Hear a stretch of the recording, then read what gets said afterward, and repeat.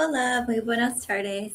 Me llamo Dumashi Amable y estoy aquí en mi casa hoy porque es calor otra vez en el media, casi la última días de nuestro verano aquí en Minnesota.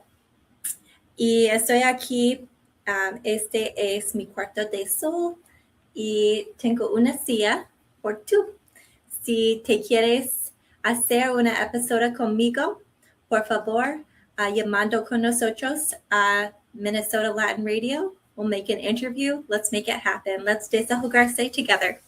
So for today's episode, our title is El Arte de Retenerse.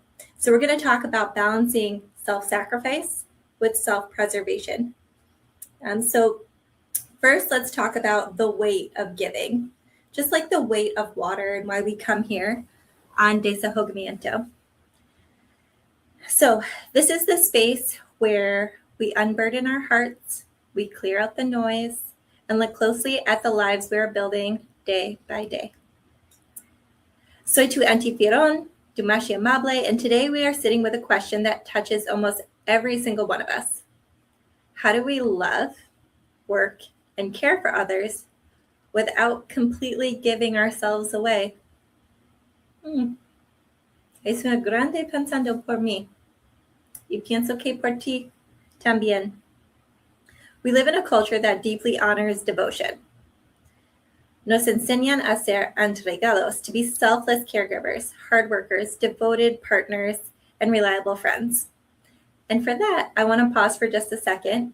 I did get a new computer, and I want to give a special thanks to mi novio, Tommy.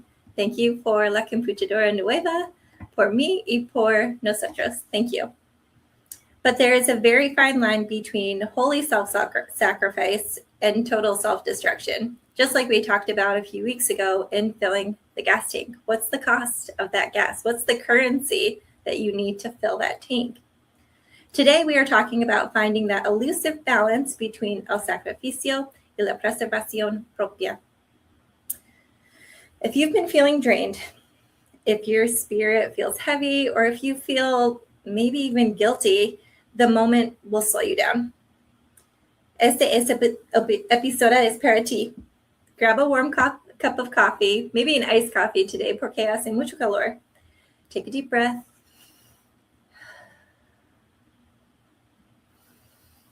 Nos esperamos. Let's dive in. So let's first talk about preventative self-care and then that rest trap. So let's talk about burnout first. Whether you're caring for your aging parents, raising children, both, or holding down a demanding job, or all three, burnout doesn't just show up overnight. It creeps in slowly. And so often our idea of self-care is reactive self-care. We wait until we're completely broken down. Cuando mi cuerpo está rotísima. Es el tiempo cuando me pienso que necesito una momentita para cuidar con mi cuerpo. Pero no es bueno para nadie persona.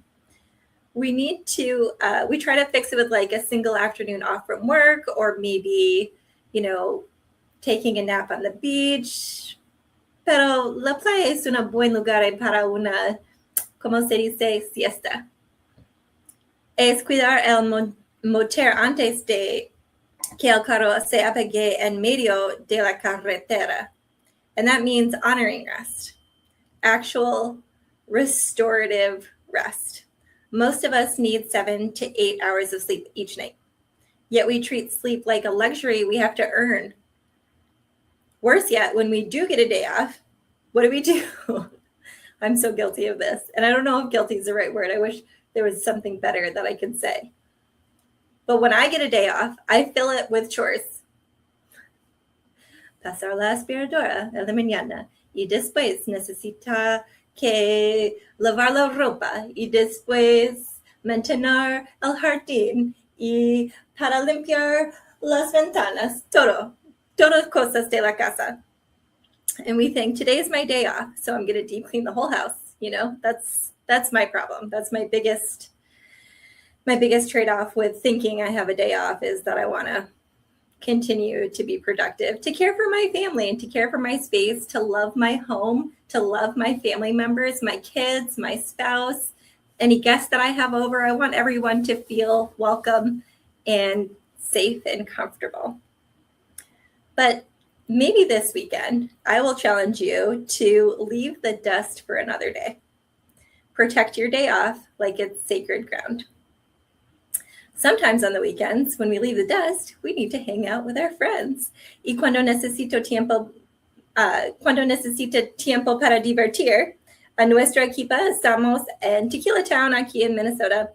Ve a disfrutar de unos ricos tacos y comida mexicanas en Tequila Town. Síguelos en sus redes sociales at Tequila Town. Y para reservaciones, llama al 952-600-5658.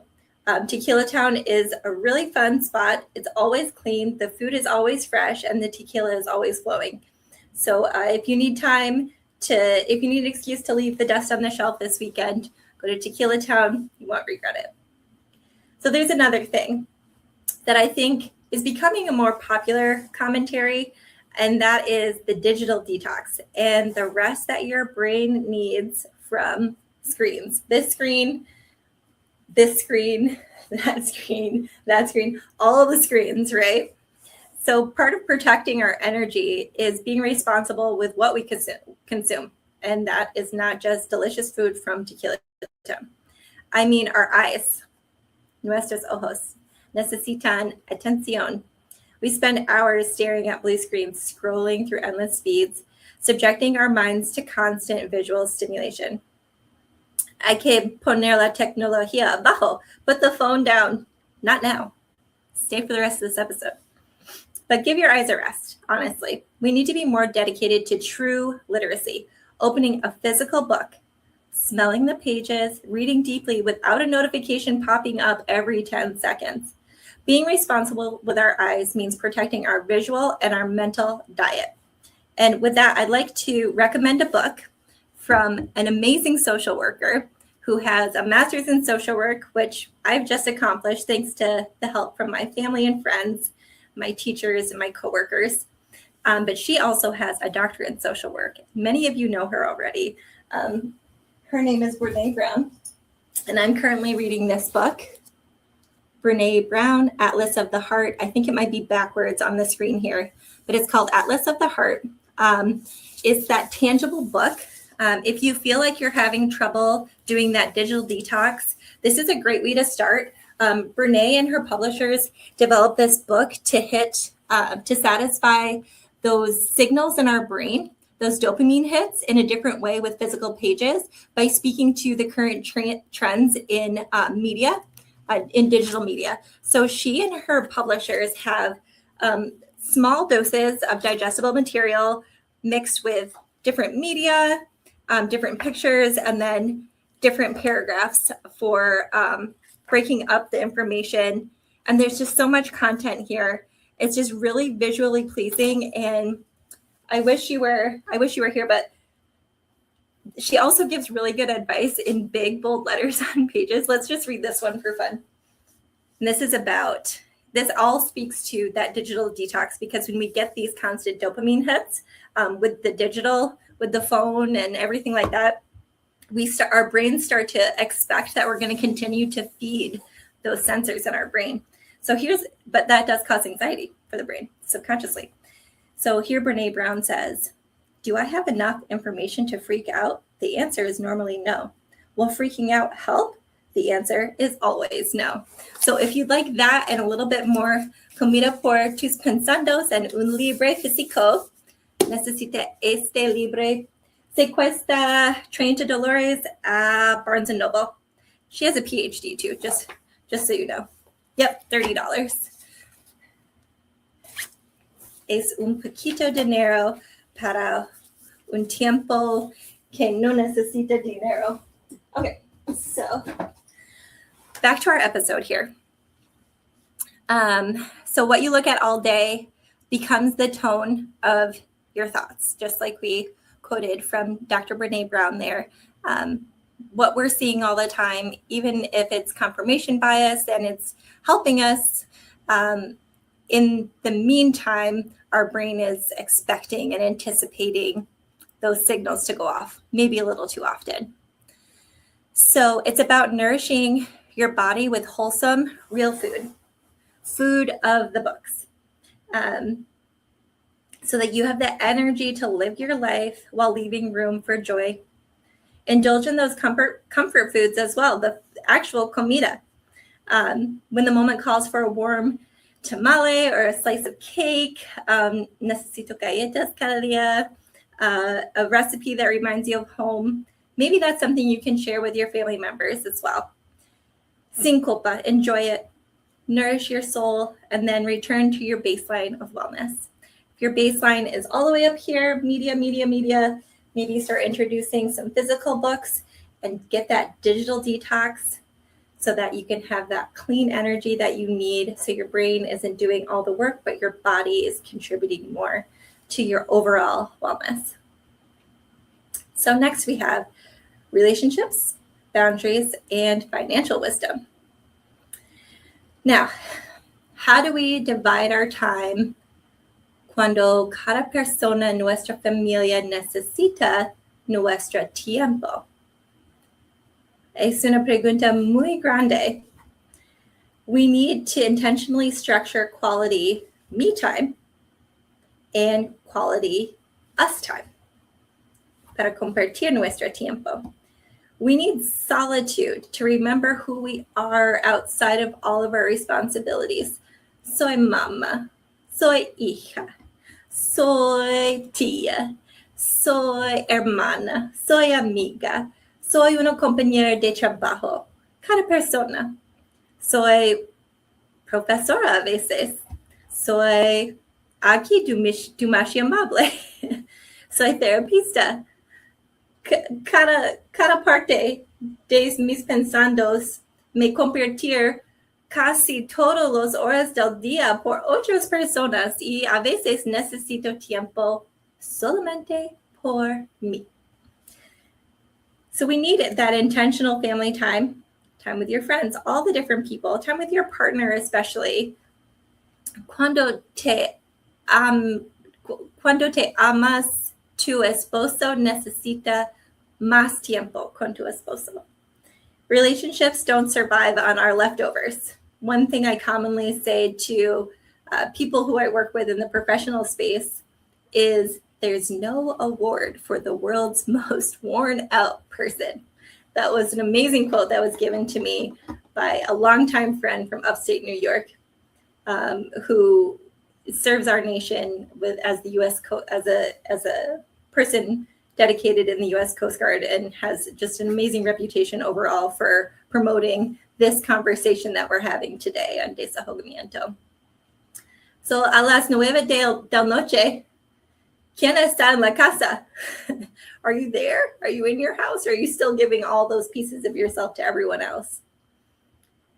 Health, and then there's another thing. So let's then go into our spending habits, because that's also something I personally need to work on, especially with my kids. Financial strain is one of the fastest routes to anxiety. When we stop impulse spending on things we don't need, we free up resources to invest in what truly lasts. Number 1, our education. Number 2, our personal growth. And number 3, for me, is my faith. So this is the trifecta. I just graduated in May with my master's degree, but some people don't know this about me. I spend 11 hours a week, casi cada semana, en Zoom con mis amigos de mi book club, 11 hours a week on screen with the book club, and then all the time outside to prepare for book club. So lifelong learning is one of a core value of mine, and it's by having those physical books in hand that I'm able to re-energize my body through that clean consumption of media in the pages and las páginas de libros. So what's next here? How else can we find topics that might need balance or attention in our life? There's admiration over comparison and giving back, right? very different angles, but all coalesce for the idea that I'm going to try to explain to the best of my ability. So while we're building this grounded life, there's a trap waiting for us on every corner.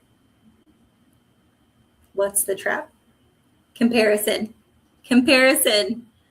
It's so easy to look at other families, other parents or colleagues and think, why do they have it all together? And I feel like I'm drowning. But remember, when we do that, we're comparing our behind the scenes footage to their highlight reel, right? I should not be comparing my household to anyone else's household. Instead, I need to cultivate healthy goals and genuine admiration. So it's one thing to be like, oh, the Joneses, and then take their inventory and then compare it to my inventory. But that doesn't benefit anyone. However, setting a goal and saying, hey, the Joneses' house is clean 7 days a week. I'm going to make sure mine is clean 5 days a week. Ample is the goal for me right now. So let someone else's harmony inspire you and adapt it to your unique family rhythm. Cada hogar tiene su propio ritmo. And as we find this internal balance and build our own strength, guess what happens? We naturally have a surplus to share. Giving back to our community through volunteering isn't just something extra we do, it completes the circle. When you give your time to a cause bigger than yourself without expecting anything in return, it grounds your perspective. It turns self-preservation into community restoration. And that volunteer work, I do volunteer work almost every week as well. Summertime a little bit less, but I volunteer for a bunch of student activities in different spaces. I took trainings, I got certifications, and I work with kids during the school year every week. And when I first started doing it, I was like, what did I sign myself up for? How can I possibly do all of this? And just what will be left over for me a las 9 de las noches, cada día de la semana. And I'm telling you, when I go to book club and I volunteer in the same day and I went to work and I cooked dinner for my family and I did the laundry, at about maybe 10 o'clock, realistically, I still have love to give to my partner. And I still have time to read a book and journal a little bit. And that fills my cup. And that cup is balanced. So let's talk about someone in the Latino community here who is really a spotlight of balance, of a balanced life. This is Eva Longoria. I've been watching Eva Longoria since I was in high school. I've always looked up to her. She's tenacious, she's authentic, and she is such a giver. So if you're looking for a real world example of someone in the public eye who embodies this kind of multidimensional balance, look at Eva Longoria. She's an actress, a producer, and a social justice activist. Love that. Eva has spent decades in the high-pressure entertainment industry, yet she has consistently built a life centered on sustainability, and purpose. She prioritizes her health, her marriage, and her role as a mother, often speaking about the importance of setting boundaries and making real time for family dinners. La cena cada noche con la familia es la última tiempo por día con mi familia. Pienso por ti. Además, at the same time, she has channeled her financial wisdom and education into long-term impact. Through the Eva Longoria Foundation, she invests directly in education, entrepreneurship, and financial literacy for Latinas, giving women the tools to build stable futures. She volunteers her time, supports children's health causes through another one of her foundations called Eva's Heroes, and she continuously nurtures her own personal growth as a director and a business leader. Eva demonstrates that you don't have to sacrifice your health or your home life to achieve greatness and to serve others. She shows us that true success is a balanced ecosystem. Salud, familia, fe, educación y servicio de la comunidad. So, familia, estamos cerrados ahora. As we close today's episode of Desahogamiento, I would like you to remember this. Setting boundaries is not an act of selfishness. It is an act of stewardship. You cannot pour from an empty cup, and you cannot protect others if you allow yourself to be destroyed. No award for the most worn out person. Put the broom down this weekend. Close your laptop. Pick up a good book. Eat a meal that nourishes your heart and soul. Hug your family and give thanks para el aire en tu cuerpo. Cuida de ti para que puedas cuidar de los tuyos con alegría. Por ejemplo, no con resentimiento. That's a $5 Spanish word. Resentimiento. Disculpe, cada semana tengo otras palabras de español. A veces tengo muchas palabras, pero cuando estoy aquí en el video, me olvidé mis palabras. Disculpe. Otra vez, soy Dumashi Amable. Nos vemos pronto. And until next time, like I said, I've got an extra seat here for you. We have a fan, we have a bunch of plans, and we have time to share together. I'll see you next time on Desahogamiento. Thank you so much for your time today.